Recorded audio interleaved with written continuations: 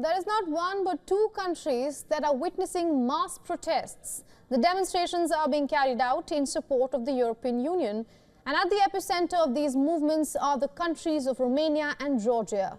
Just a short while back, in fact, Romania's top court cancelled the presidential runoff election that was scheduled to be held on Sunday.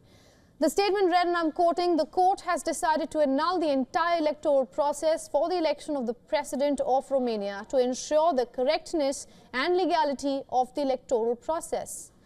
The decision comes amid allegations of election interference by Russia and a wave of protests and rallies in the country. On Thursday, thousands rallied in support of the pro-European presidential candidate, just days ahead of the now scrapped presidential runoff. Many were seen waving European Union flags and chanting slogans of freedom. While in Georgia, thousands took to the streets in the capital of Tbilisi, demanding that the government resume the process of gaining a European Union membership. The ruling Dream Party had suspended talks on accession to EU last week, and that decision triggered mass demonstrations and rallies outside the parliament. In the first round of elections last month, far-right leader Calin Georgescu established as comfortable lead. The result has many worried that Georgescu might win the presidential elections, putting a pro-Russia leader at the helm of affairs in Romania. His rising popularity has also raised concerns over Romania's future with EU and NATO.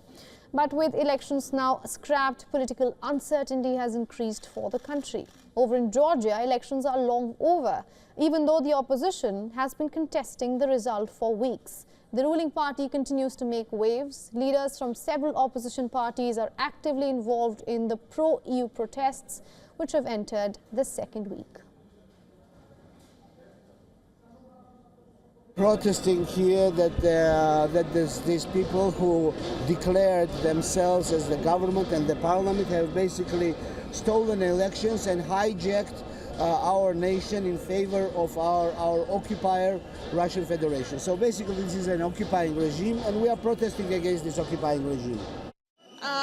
If we want freedom, we need to fight for freedom. So it is dangerous to be here, but it is worth it.